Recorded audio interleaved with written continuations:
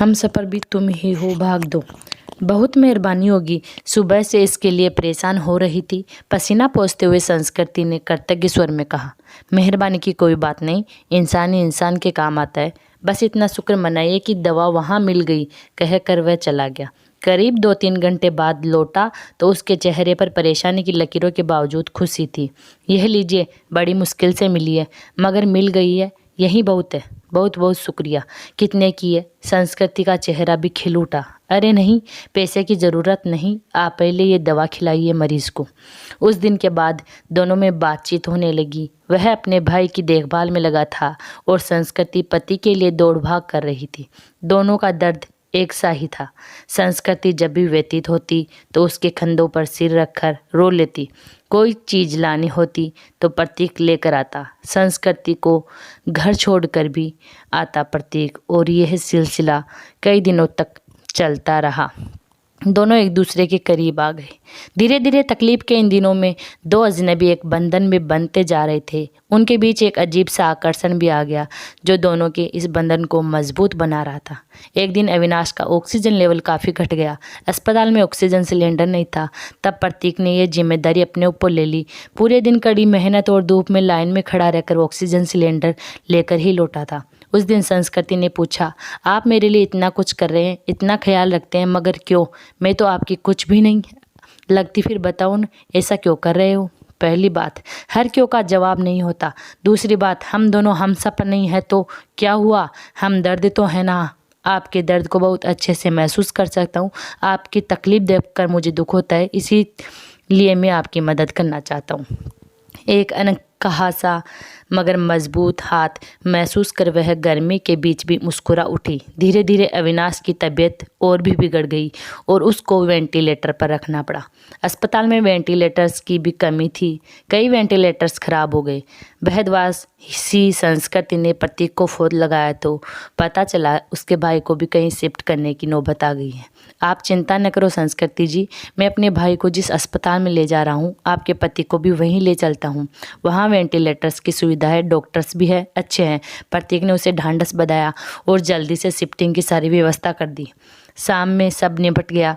प्रतीक का हाथ पकड़कर रुंधे गले से संस्कृति इतना ही कह सकी, आप नहीं होते तो पता नहीं क्या होता। मैं नहीं होता तो कोई और होता। अच्छे लोगों की मदद के लिए कोई ना कोई आ ही जाता है। ऐसा नहीं प्रतीक जी, मैंने अपने दोस्तों, पड़ोसियों और परिचितों सबको देख लिया है। कठिन समय में कोई भी नहीं मेरे साथ खड़ा, केवल आप है, जिसे 4 से 6 दिन पहले तक मैं जानती भी नहीं थी। आज लगता है ऐसे आपके बिना रह ही नहीं सकती। एक अनकहा सा मगर मजबूत हाथ महसूस कर गर्मी के बीच मुस्कुरा उठी। धीरे धीरे उसकी तबीयत और बिगड़ती गई और उसको वेंटिलेटर्स हॉस्पिटल में भर्ती करवाया गया और प्रतीक ने अपने भाई के साथ उसके पति को भी दूसरे हॉस्पिटल में भर्ती करवा दिया और दोनों में ऐसे बातचीत होती रही।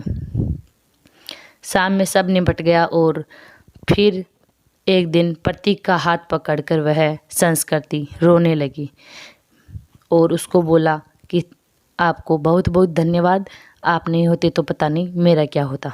ऐसा नहीं है प्रतीक जी, मैं अपने दोस्तों से और सभी से वो ले ली थी मदद, लेकिन वो कोई नहीं आए। उसकी बात सुनकर प्रतीक ने एक अलग ही नज़र से संस्कृति की तरफ देखा और फिर मुस्कुराकर चला गया। संस्कृति के दिल में अजीब सी बेचैनी होने लगी। वह सोचने लगी, प्रतीक का साथ बहुत परेशानी के समय में भी कितना सुकून दे जाता है। अस्पताल में मरीजों के रिश्तेदारों की भागदौड़ और परेशानियों के बीच भी चंद लम्हे वह केवल प्रतीक के बारे में सोचकर रह गई। इसी तरह 2-3 दिन और गुजरे। अविनाश की हालत काफ़ी गंभीर थी।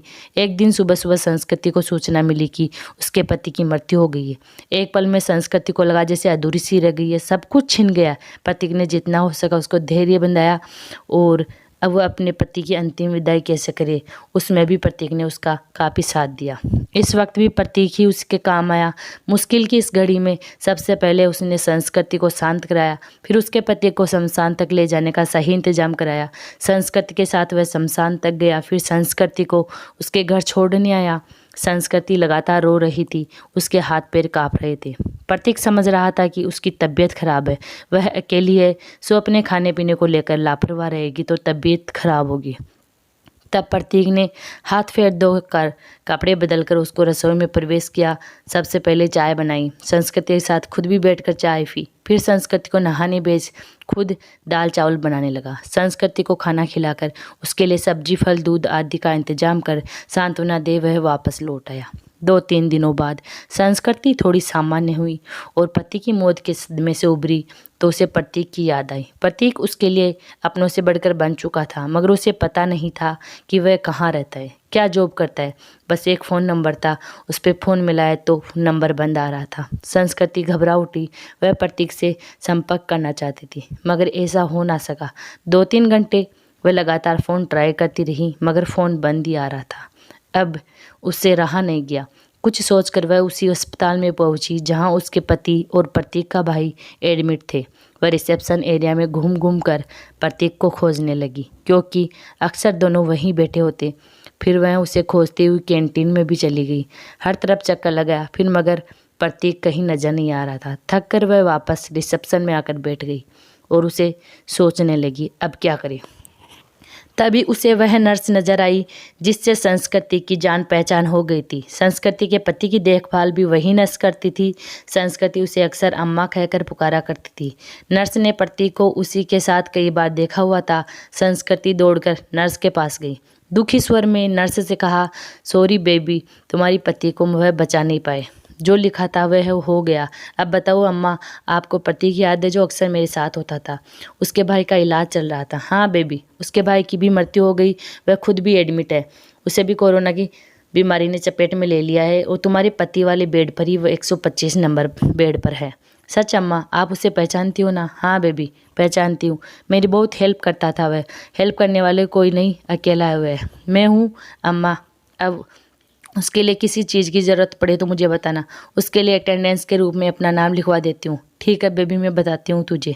इसके बाद संस्कृति पूरे मन से प्रतीक की सेवा में लग गई। उसके लिए घर का खाना, फल, दवाइयाँ वगैरह लेकर आना, उसकी हर जिम्मेदारी अपने ऊपर लेना, डॉक्टरों से तबीयत की हर वक्त जानकारी लेना, हर काम वह प्रतीक का पूरा काम करने लगी। हालत बिगड़ती गई, आईसीयू में जाने की ज़रूरत पड़ी।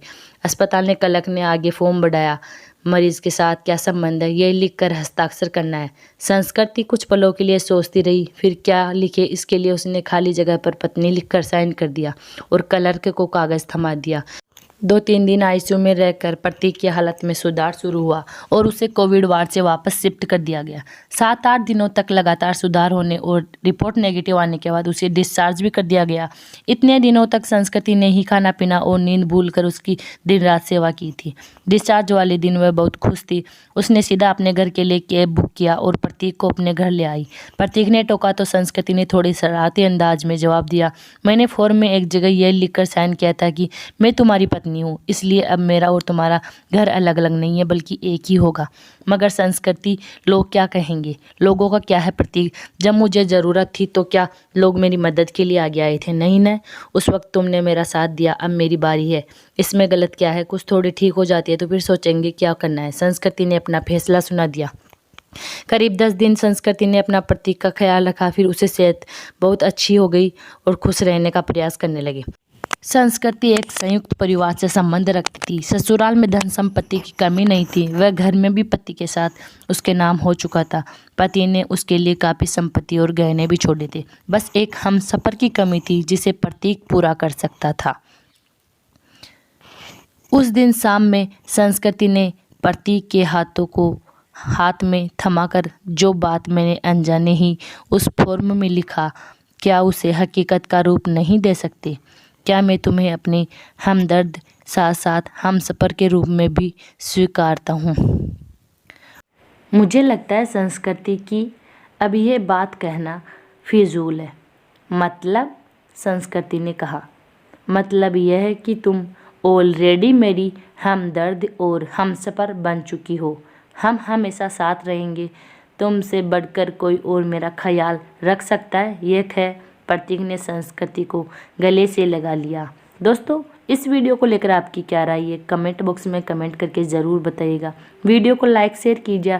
चैनल पे पहली बार आए हो चैनल को सब्सक्राइब करके बेल आइकन को दबा लीजिएगा ताकि आगे आने वाली कहानी का नोटिफिकेशन आप तक पहुंच सके।